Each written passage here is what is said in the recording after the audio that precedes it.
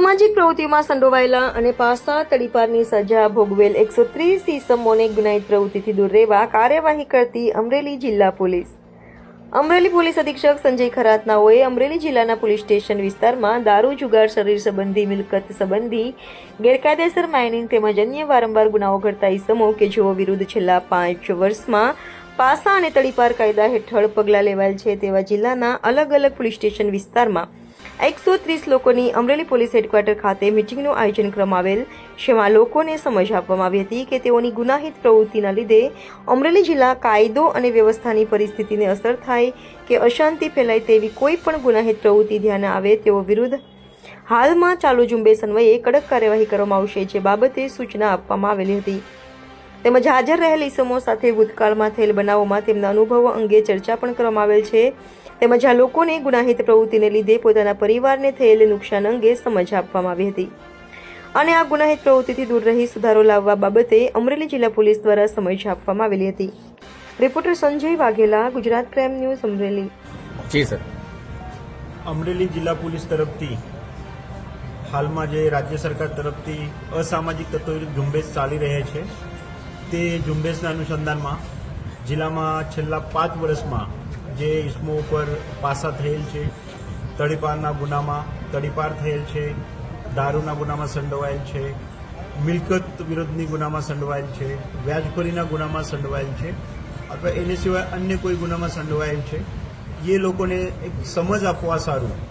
આજરોજ જિલ્લા પોલીસ તરફથી આશરે 125થી 30 લોકોને અહીંયા જિલ્લા પોલીસ હેડક્વાર્ટરમાં બોલાવવામાં આવ્યા હતા. આ લોકો સાથે આજે અમે મારા સાથી ડીવાયએસપી સાથે થાના અધિકારી સાથે આ લોકોને એક સમજ આપવાનો એક પ્રયાસ કરેલ છે કે જિલ્લાના જે કુલ 200 લોકો છે એના લીધે સમગ્ર જિલ્લા વિસ્તાર છે એમાં કોઈ પણ પ્રકારની શાંતિ ડિસ્ટર્બ નહીં થાય અને અગર એ વસ્તુ બને તો હાલ સમગ્ર રાજ્યમાં અને અમરેલી જિલ્લામાં જે અલગ અલગ કામગીરી કરવામાં આવે છે, જે અસામાજિક તત્વો છે એમના વિરુદ્ધમાં પોલીસની જે દંડ વિધાનમાં કાર્યવાહી છે તે મુજબ તો કાર્યવાહી કરવામાં જ આવે છે. તે સિવાય પ્રશાસનના જે બીજા અંગ છે, મહેસૂલ રાહે કોઈને દબાણ હોય દબાણ કાઢવાનું, વીજ બોર્ડ છે એના થકી કોઈનું ખોટું વીજળીનું કનેક્શન હોય, પેમેન્ટ કરવાનું બાકી હોય તો એ કનેક્શન તોડવાનું, નળ પાણીનું કનેક્શન તોડવાનું,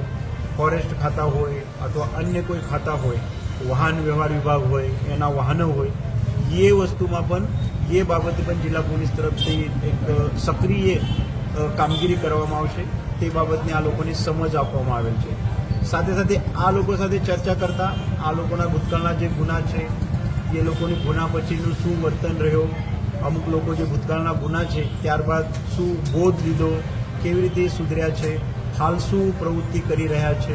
બીજા એના સાથી મિત્રો શું કરી રહ્યા છે, તે બાબતમાં પણ અમે લોકોએ એના પાસેથી સમજાવી લીધું. સાથે સાથે અમુક લોકો સાથે ચર્ચા કરતાં એવું પણ જાણવા મળે છે કે આવી પ્રવૃત્તિમાં એ પોતે એવું જણાવે છે કે કોઈ દિવસે ના પડાય, જેનાથી પૂરું એની પોતાનું જીવન અને પોતાનું કુટુંબ, ફેમિલી જે છે એ ડિસ્ટર્બ થાય છે. તો જેથી કરીને આજે જિલ્લા પોલીસ તરફથી એક સારું એવું એક પહેલ કરવામાં આવે છે કે જેના થકી અમે તમામ ગુનેગારોને, ભૂતકાળના ગુનેગારોને જે આમાંથી સુધરેલ છે અથવા હાલ જે ક્રિયાશીલ છે એ લોકોને એક સમજ, સૂચના, વોર્નિંગ આપેલ છે કે ભાઈ આવી પ્રકારની પ્રવૃત્તિમાં તમે ભવિષ્યમાં રહેશો તો તે બાબતે તમારા વિરુદ્ધ હજી આગળ જઈને કડકમાં કડક પોલીસ તરફથી અને અન્ય ડિપાર્ટમેન્ટના સહયોગથી પગલાં ભરવામાં આવશે.